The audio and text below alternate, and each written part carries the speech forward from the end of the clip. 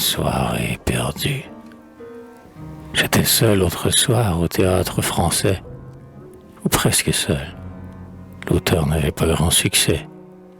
Ce n'était que Molière, et nous savons de reste que ce grand maladroit, qui fut un jour Alceste, ignora le bel art de chatouiller l'esprit et de servir à point un dénouement bien cuit. Grâce à Dieu, nos auteurs ont changé de méthode, et nous aimons bien mieux quelques drames à la mode, où l'intrigue, enlacée roulée en feston, tourne comme un rébus autour d'un mirliton. J'écoutais cependant cette simple harmonie, et comme le bon sens fait parler le génie, j'admirais quel amour pour l'âpre vérité eut cet homme si fier en sa naïveté. Quel grand et vrai savoir des choses de ce monde, quelle mâle gaieté, si triste et si profonde, que lorsqu'on vient d'en rire, on devrait en pleurer. Et je me demandais, est-ce assez d'admirer?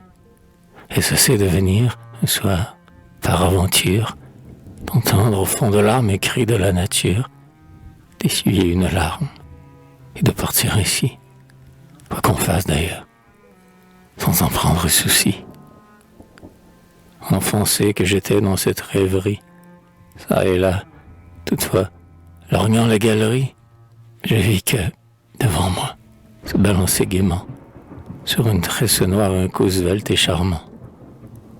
Et, voyant cette ébène enchâssée dans l'ivoire, un vers d'André Chénier chanta dans ma mémoire, un vers presque inconnu, refrain inachevé, frais comme le hasard, moins écrit que rêvé. J'osais m'en souvenir, même devant Molière. Sa grande ombre, à coup sûr, ne s'en offensa pas.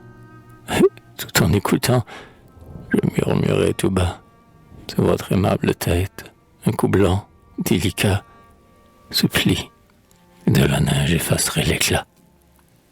Puis je songeais encore, ainsi va la pensée, que l'antique franchise, à ce point délaissée, avec notre finesse et notre esprit moqueur, ferait croire, après tout, que nous manquons de cœur, que c'était une triste et honteuse misère, que cette solitude alentour de Molière, et qu'il est pourtant temps, comme dit la chanson, de sortir de ce siècle ou d'en avoir raison.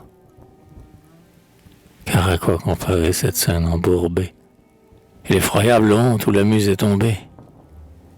La lâcheté nous bride et les sauve en disant que, sous ce vieux soleil, tout est fait à présent.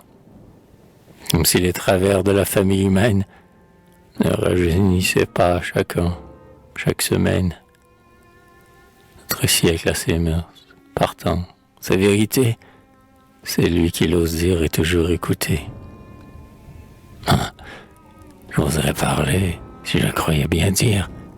J'oserais ramasser le fouet de la satire et l'habiller de noir.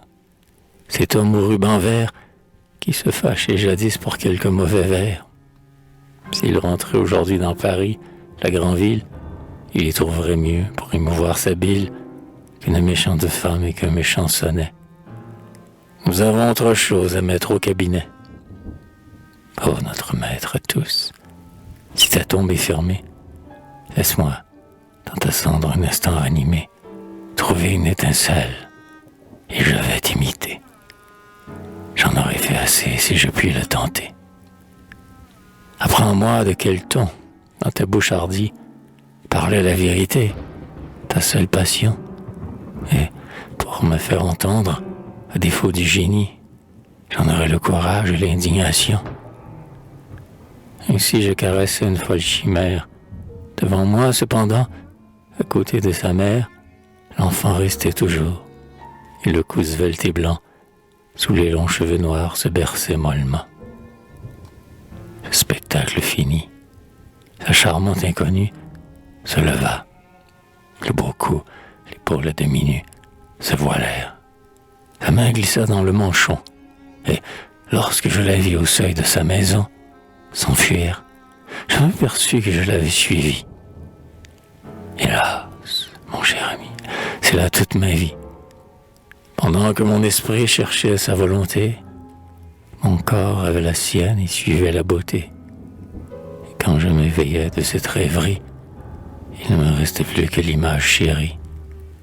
Sur votre aimable tête, un cou blanc, délicat, se plie, et de la neige effacerait l'éclat.